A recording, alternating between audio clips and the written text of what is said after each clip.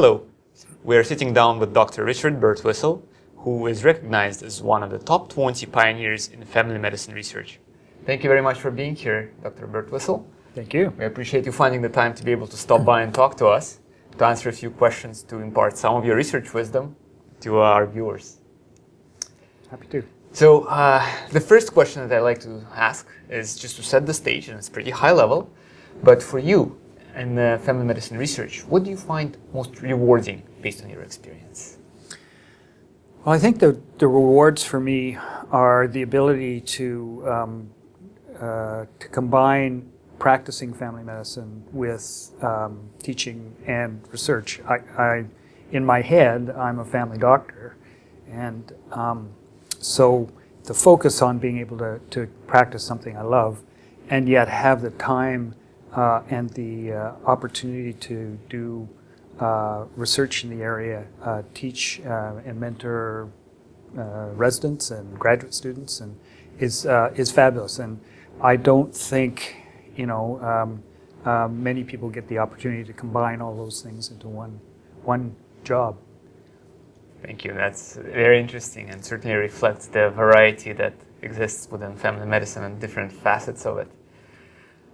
So thinking about your research experience, and I'm sure you have quite a bit of stories, but perhaps you can tell us about some of the findings that you have experienced in some of your research that came up surprising to you, or perhaps even disappointing, and how you managed to maybe address that situation and go forward from there.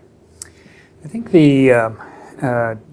having been involved in an array of types of research, I think there are always things that you define a hypothesis for that may or may not come true, and you may be surprised by results.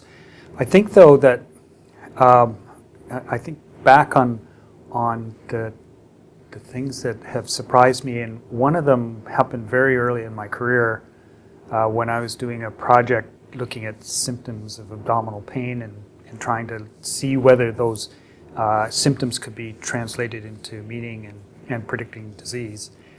And what happened was one of my patients, one of the subjects in this, went to have a very simple ultrasound test done as part of the protocol, and ended up being given a dose of iodine, radioactive iodine, that almost destroyed her thyroid. And so it's unintended consequences of some of the research you think you are doing in good faith, and I was totally surprised by the fact that sometimes people can be harmed by things that you're doing, and that was something that has remained with me since. Fortunately, people recognized the mistake, and it was corrected, and there was no ultimate harm done. But it was a major surprise for me. Wow. Well, I'm certainly glad to hear that no significant harm was done here, and it's a reminder, I think, that the topics that research is done on do have very real consequences for very real people, that ultimately, hopefully, with improved consequences. That's exactly right. So you're hoping you're going to end up with a result that is going to move the discipline and the understanding of whatever you're studying forward, but there sometimes are costs that you don't predict. How do you select projects that you would like to work on? What's the process for you to arrive at the topics that you would want to study? It's a good question, because as a generalist, and I think most family doctors are generalists, we have an array of interests in what we do and in the type of practice and problems that we deal with from day to day in the office or in the hospital or wherever. And choosing one of those or several of those areas is actually pretty important. Because if you're going to have a research career, you do have to be able to focus somewhat. And my particular interests have always been around chronic disease, and it started with interest in how people with high blood pressure are managed in the office, and because it's an very important risk factor for a variety of diseases. So I think it's difficult to say, what is it that is it of interest to me. It's a very common problem, important problem with a lot of potential harm to it and morbidity. So that's one of the reasons I was interested in it. I think the other thing is, are there areas that haven't been explored and that could be of interest? We're now embarked on a major funding application for studies in multimorbidity and looking at how to, because family doctors deal with people with multiple chronic diseases all the time, we tend to approach them one disease at a time. So how do you say, no, this is a person in front of me with 3 diseases, not one disease at a time, and how do you manage that, and what are the issues? And I think is fascinating and has been under researched in medicine. That's fascinating and very timely too, considering our upcoming population and demographic shift and the increased role of the multimorbidity and the chronic disease management in that specific area will play a role. So it's very, very good to hear that some of these issues that are very timely are being addressed through interest of researchers such as you. So thinking about your overall experience, and certainly you have a large body of knowledge amassed based on your years of work, are there any lessons or advice that you would like to impart to young aspiring researchers out there that have helped you perhaps over the years? Or not. I think as I was thinking about this question, one of the things that I think is really important, and we heard it over and over again in some of the talks by residents, and is that it's really important to find a mentor. And when I started in the early 80s and had just finished graduate school, I was still practicing. There was not an obvious family medicine mentor for me to help me sort of through some of the rough waters, and how do you go about funding, and what do you do, and so I think that if I was able to do it again, being more diligent about finding a mentor would be something that I would have done. I certainly have had mentors in my career, and but they were methodologists, they were clinical epidemiologists. So, but in trying to slightly different in family medicine. So I think that's one thing that I think is important. I also mentioned focus. So I think there is, because there's such an array of opportunity to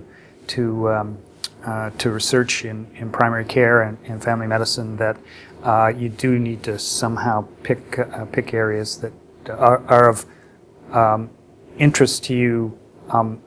It's get the creative juices flowing, and allow you to sort of narrow down on areas that you can compete for funding and other things. Excellent.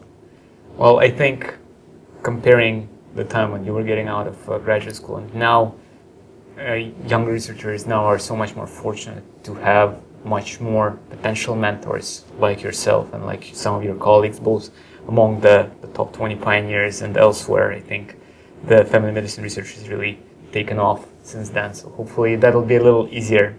Are there any other things that, looking back at your experience, that you would have done differently if you would know what you know now?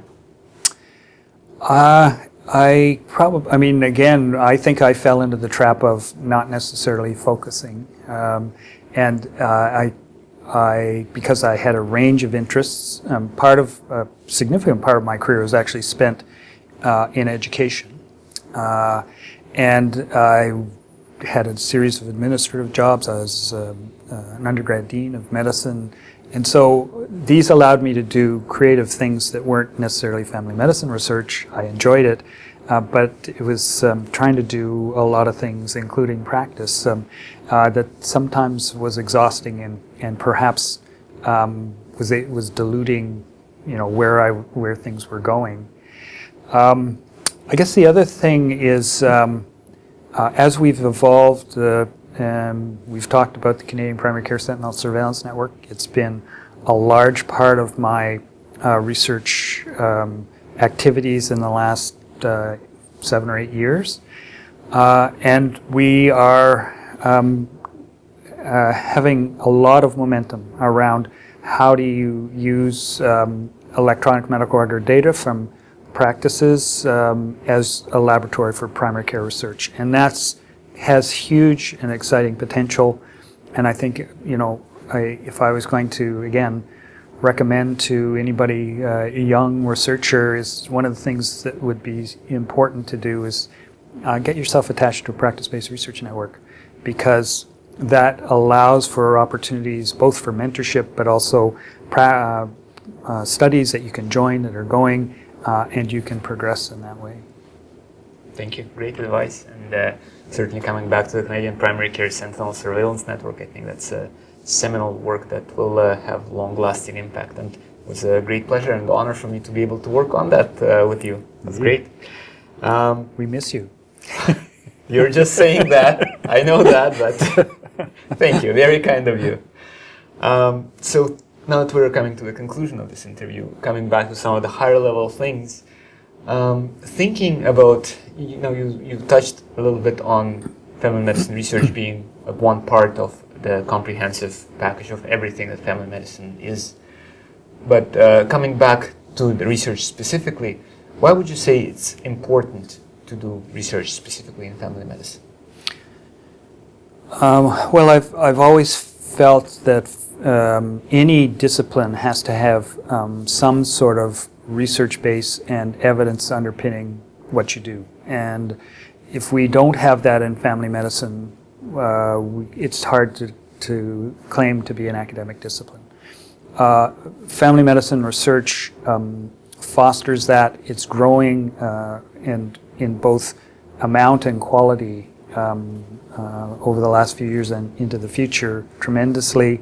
There's increasing evidence that countries that have solid primary care have better outcomes for people, and if we continue to develop that sort of research, but refine it, look at particular areas where family medicine provides better care for the population than any other discipline. We need to do that. We need to be able to show that family medicine is important to the care of the population. Excellent. What a great concluding point to point out the fact that it is all about the patients, and what we do ultimately will benefit the people that family physicians and other health professionals in this country serve. Well, thank you so very much for finding time to be with us. Fascinating points. Congratulations once again on being recognized as one of the top pioneers in family medicine research, and we look forward to the amazing future work that you're going to do. It's been my pleasure.